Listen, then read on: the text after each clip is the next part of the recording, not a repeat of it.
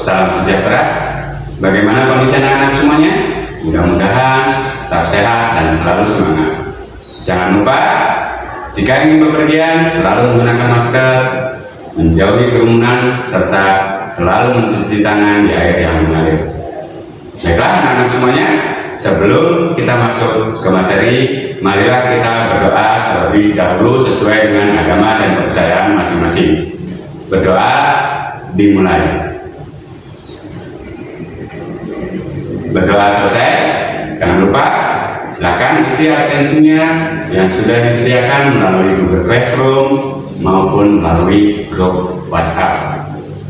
Anak-anak semuanya, sebagai makhluk ciptaan Tuhan, tentu kita berpikir betapa Tuhan menciptakan berbagai macam pangan untuk manusia sebagai karunia yang sangat luar biasa. Manusia diciptakan oleh Tuhan dengan kesempurnaan jasmani dan rohani untuk dapat hidup dengan menggunakan kemampuan berpikirnya dan bekerja dengan kekuatan serta kelengkapan jasmani. Ini merupakan suatu karunia yang patut kita syukuri dan kita manfaatkan dalam menjalani kehidupan ini. Salah satu caranya adalah dengan mengolah sumber daya alam berupa hasil pangan sayuran.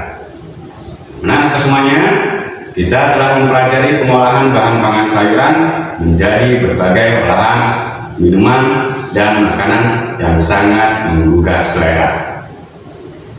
Pada bab ini, kita akan mempelajari hasil samping dari sayuran menjadi olahan produk pangan. Adapun yang akan kita pelajari pada bab 5 ini, yang pertama yaitu tentang pengertian bahan pangan hasil samping sayuran. Kemudian yang kedua, klasifikasi bahan pangan hasil samping sayuran.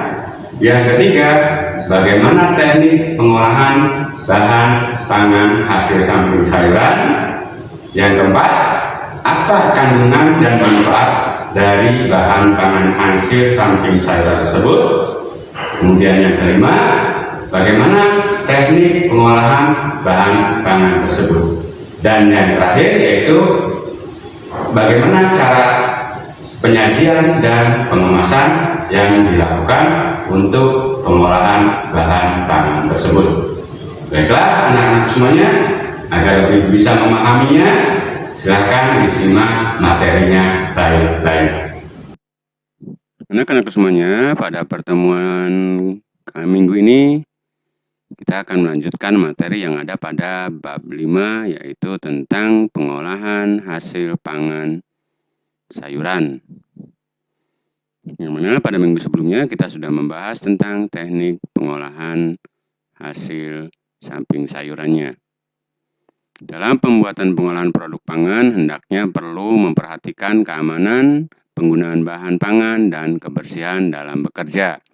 Adapun contoh tahapan pembuatan makanan ataupun minuman berbahan hasil samping sayuran menjadi produk pangan adalah sebagai berikut.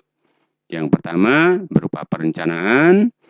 Nah, dalam perencanaan kita harus menentukan dulu identifikasi kebutuhannya, yang mana ayah Vivi baru saja panen kentang, kemudian Vivi ingin membuat makanan yang memanfaatkan sayuran kentang secara utuh, yaitu umbinya sebagai bahan pangan utama dan juga kulitnya sebagai bahan hasil samping kentang. Kemudian selanjutnya ide dan gagasannya yaitu Vivi ingin mempraktekkan pengetahuan yang didapat dari sekolah dan mencoba merasakan seperti apa jika dia makan kentang bersama dengan kulitnya.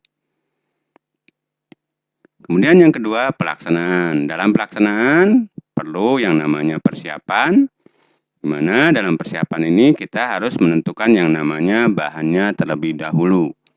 Apa saja bahan-bahan yang dibutuhkan? Bahan-bahan yang dibutuhkan yaitu berupa bawang merah, kemudian bawang putih, bawang bombay, cabai rawit, garam, kemudian gula, dan merica. Sedangkan untuk bahan hasil sampingnya yaitu berupa kentang. Kemudian selain bahan juga alat yang dibutuhkan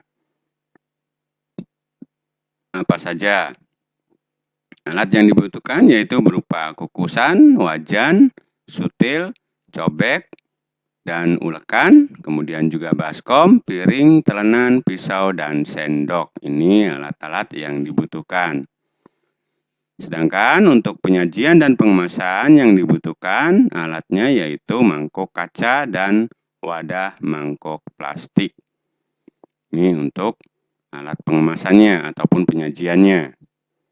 Selanjutnya yaitu persiapan. Nah, persiapan yaitu yang pertama kukus kentang bersama kulitnya dengan dandang kukusan. Yang bagian bawahnya diisi air, kemudian di atasnya ditaruh saringan dengan kentang di dalamnya. Setelah itu, tutup dandang kukusan, kemudian hidupkan kompor dan kukus selama beberapa menit. Kemudian yang kedua, untuk mengetahui kentang telah matang atau belum, itu dengan cara menusuk dengan menggunakan garpu atau lidi. Nah, apabila mudah menembus daging, maka kentang telah matang.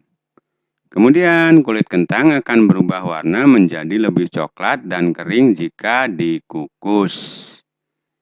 Selanjutnya, potong kentang berkulit sesuai selera, tidak terlalu besar dan juga tidak terlalu kecil.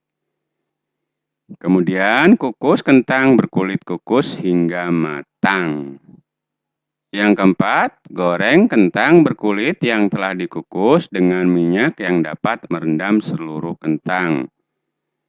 Kemudian, usahakan digoreng hingga berwarna sedikit kecoklatan dan tiriskan pada saringan.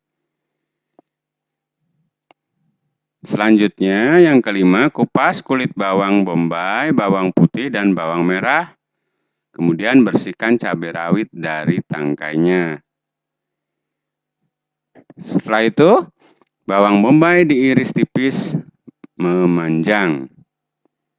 Kemudian bawang merah dan bawang putih serta cabai merah disiapkan pada cobek. Ya, kemudian ulek bumbu sampai halus. Nah, setelah itu, pada wajan, taruh sedikit minyak dan tumis bumbu yang telah diulek tersebut. Selanjutnya yang ke-10, bumbu sedikit berubah warna, kemudian masukkanlah irisan bawang bombay. Setelah itu, tumis bumbu hingga sedikit mengering, lalu tuangkan sedikit air agar kentang berkulit dimasukkan tercampur dengan semua bumbunya. Selanjutnya yang ke-12, masukkan kentang pada tumisan bumbu, kemudian beri garam, gula, dan merica secukupnya.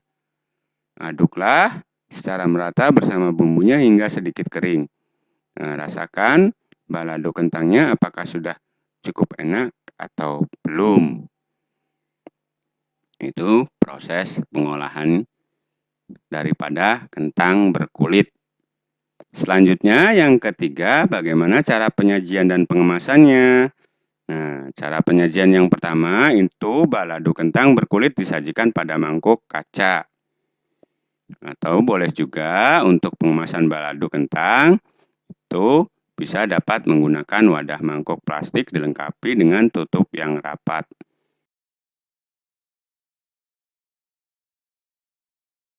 Nah, di mana mangkok plastik sebaiknya yang bening atau transparan agar dapat terlihat bentuk masakannya sehingga dapat menarik peminat para pembeli ataupun konsumen. Kemudian yang keempat yaitu berupa evaluasi. Nah, dalam evaluasi ini di setiap akhir pengolahan, ini ujilah hasilnya dengan cara mencoba ataupun mencicipi masakannya. Nah, bagaimana rasa olahan pangan hasil samping sayuran tersebut? Ya, jika ada yang kurang sesuai, itu buatlah catatan evaluasinya. Nah, itulah materi pertemuan pada minggu kali ini. Mudah-mudahan bisa dimengerti dan bisa dipahami.